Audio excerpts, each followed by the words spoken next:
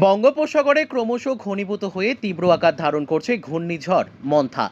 আজ রাতে অন্ধ্রপ্রদেশের কাকিনাড়া অঞ্চলে আছড়ে পড়বে সুপার সাইক্লোন মন্থা। দুপুর গড়িয়ে সন্ধে নামার মুখেই দক্ষিণবঙ্গের উপকূলবর্তী অংশে রূপ বদলাতে শুরু করেছে আবহাওয়া। কালো মেঘে ঢেকেছে আকাশ, বইছে দমকা ঝোড়ো বাতাস। একাধিক জায়গায় শুরু হয়েছে বিক্ষিপ্ত বৃষ্টি। দুর্যোগ মোকাবিলায় তৎপর প্রশাসন। মৎস্যজীবীদের জন্য বিশেষ সতর্কতা জারি করা হয়েছে। 28শে অক্টোবর মঙ্গলবার থেকে 30শে অক্টোবর পর্যন্ত মৎস্যজীবীদের ট্রলার নিয়ে সমুদ্রে যাওয়ার ওপর নিষেধাজ্ঞা জারি করা হয়েছে। প্রতিটি উপকূল থানার পক্ষ থেকে মৎস্যজীবী এবং উপকূলের বাসিন্দাদের সতর্ক করতে লাগাতার মাইক প্রচার করা হচ্ছে। একই সাথে সুন্দরবনের অন্যতম পর্যটন কেন্দ্র বকখালি এবং গঙ্গাসাগরের সমুদ্র সৈকতে বাড়ানো হয়েছে নজরদারি। সমুদ্রে স্নানে জারি করা হয়েছে নিষেধাজ্ঞা। মাইক প্রচারের মাধ্যমে সতর্ক করা হচ্ছে পর্যটকদের। ব্লক এবং মহকুমা স্তরে খোলা হয়েছে কন্ট্রোল রুম। ব্লক অফিসে মজুত করা হয়েছে ত্রাণ সামগ্রী। দুর্বল বাঁধের ওপর নজর রাখছে সেচ দপ্তর।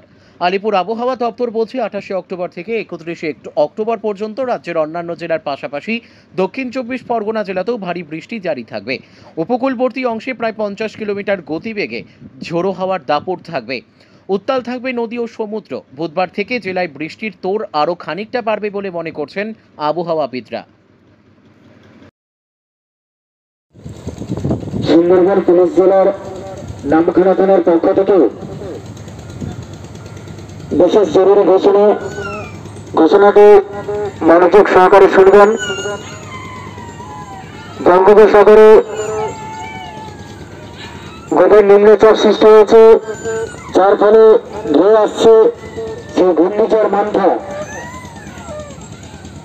তাই আজ মঙ্গলবার থেকে বৃহস্পতিবার পর্যন্ত বজ্র বিদ্যুৎ সহ ঝড় বৃষ্টি হবে। তাই সমস্ত মৎস্যজীবীকে বলা হচ্ছে, আজ থেকে আপনারা পরবর্তী নির্দেশ না পাওয়া পর্যন্ত কেউ সমুদ্র বা নদীতে মাছ ধরতে যাবেন না।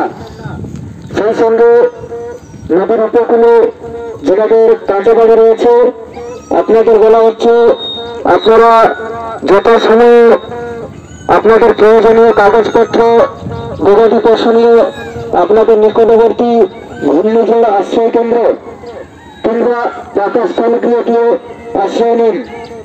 নামখানা থানার পুলিশ প্রশাসন সর্বদা আপনাদের পাশে রয়েছে এবং থাকবে। ধন্যবাদ।